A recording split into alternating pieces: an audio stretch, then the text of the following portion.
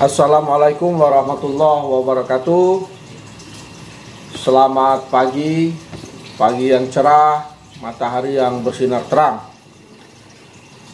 Sobat entrepreneur muda, pada kesempatan ini kita akan membahas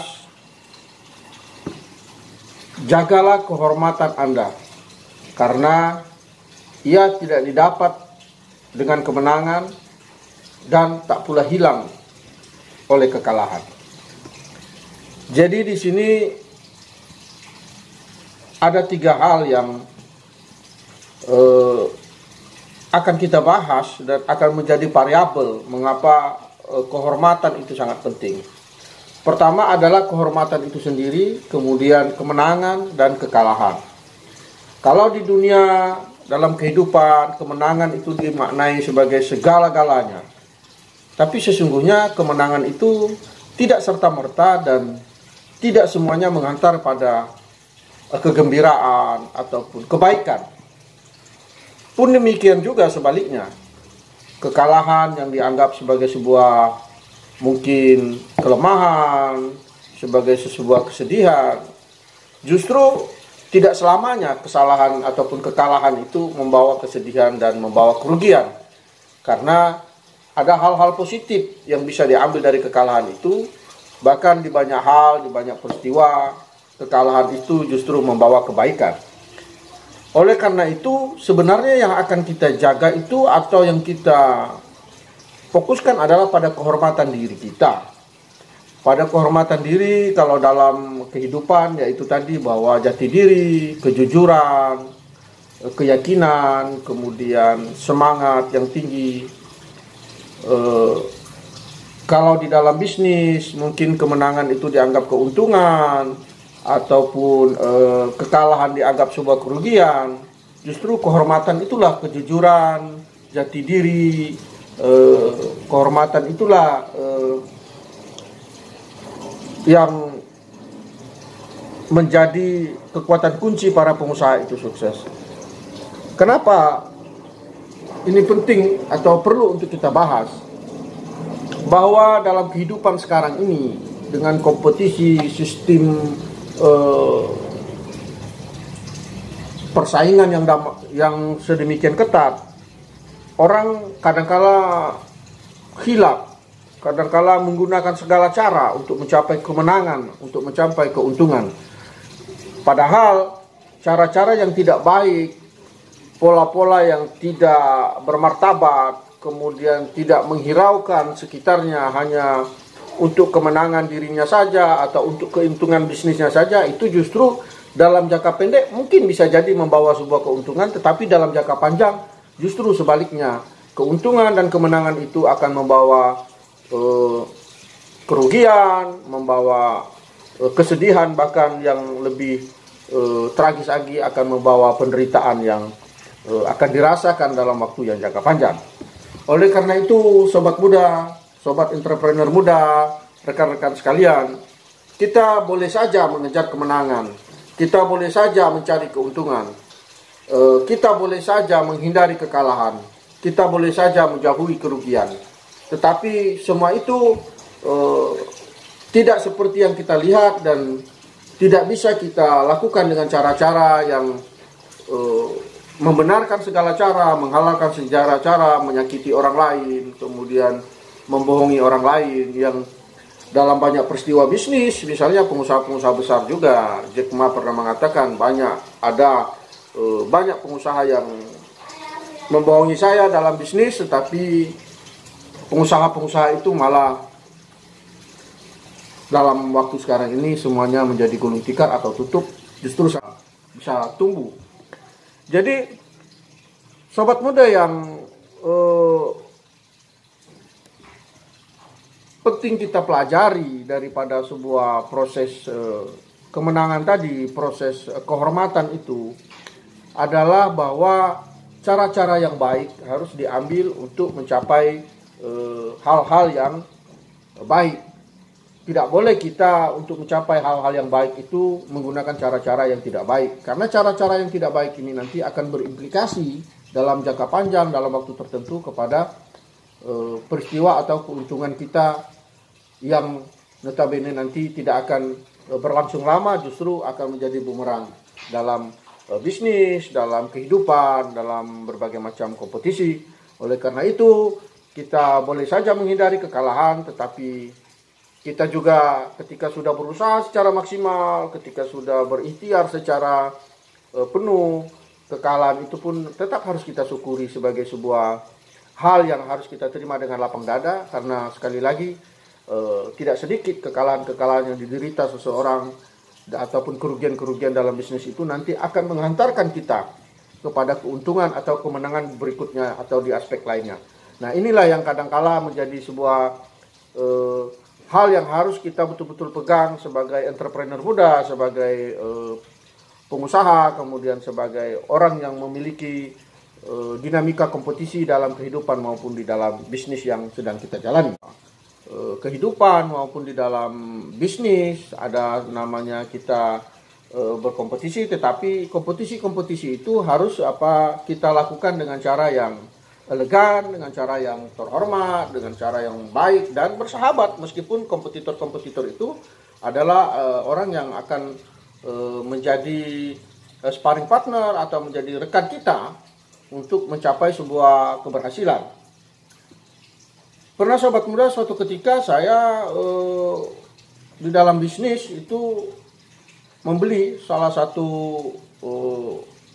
properti, dalam hal ini tanah di sebuah desa, saya bisa sampaikan itu desa Rito Mana,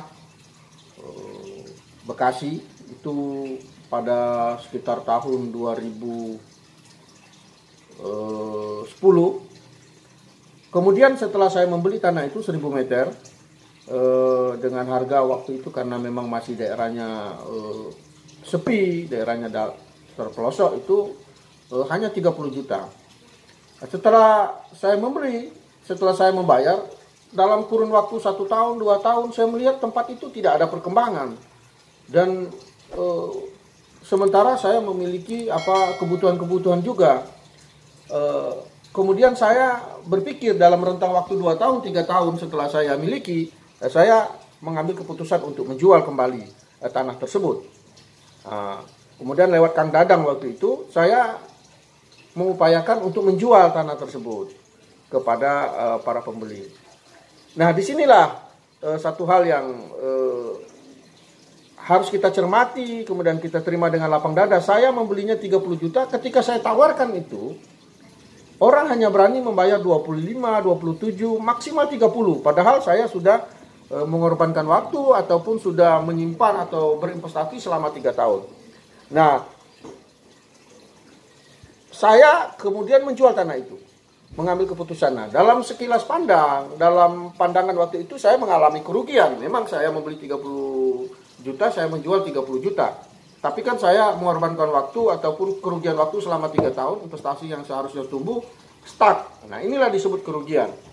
Nah, saya pada kesempatan itu ya, karena masih pemula dalam berbisnis juga belum terlalu matang, saya gelisah, saya merasa sedih, saya merasa rugi. Tetapi kemudian dalam kurun waktu tidak lama berselang, malah saya dengan 30 juta itu bisa membeli tanah yang lebih di depan, di pinggir jalan raya, dapat tanah yang memang harganya juga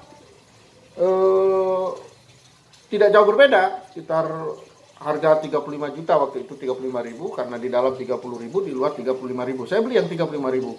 Dalam perkembangan 5-6 tahun, kemudian yang tanah 35.000 semeter ini sudah ditawar orang, karena memang di lokasi yang baru itu perkembangannya sangat pesat. Itu bisa mencapai sekarang 700.000 1 meter. Artinya ada 700 juta, dari 35 juta itu keuntungan saya udah hampir 665 juta. Bayangkan. Nah, dari awalnya kerugian,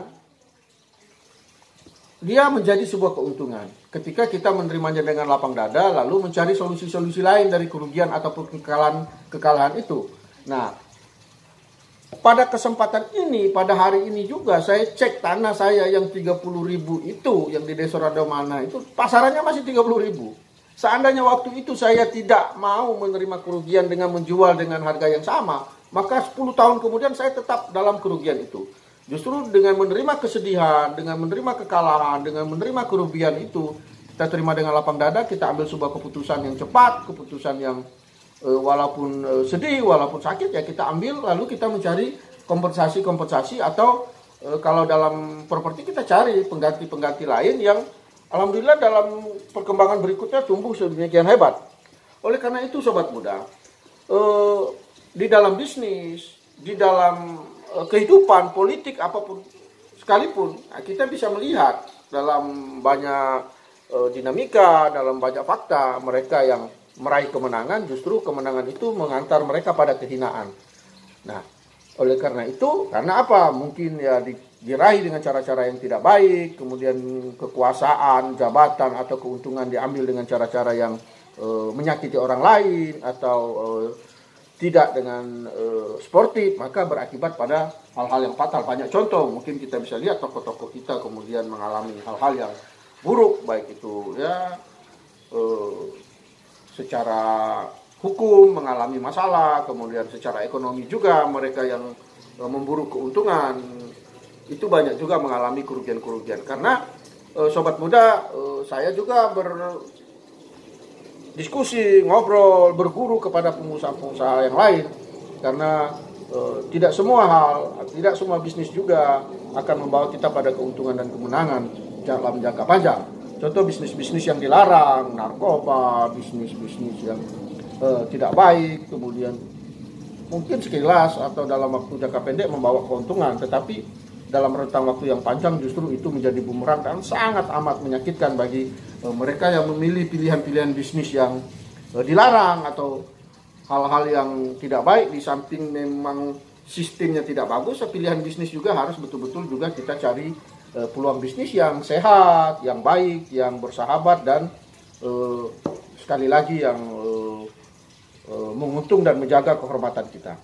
Oke sobat muda, entrepreneur muda yang saya hormati dan saya banggakan, teruslah bekerja. Sekali lagi saya tekankan, jagalah kehormatan Anda, karena kehormatan itu tidak bisa kita raih dengan kemenangan, tidak pula hilang oleh kekalahan. Kemenangan dan kekalahan atau kerugian dan keuntungan akan datang silih berganti, tetapi jati diri dan kehormatan kita lah yang menjadi branding, yang akan menjadi simbol dan akan menjadi kekuatan yang bisa kita bawa kemanapun dan bisa membawa keuntungan, bisa membawa kemenangan yang abadi, jangka panjang, dan betul-betul dihormati dengan cara-cara yang bijak dan cara-cara yang baik. Assalamualaikum warahmatullahi wabarakatuh.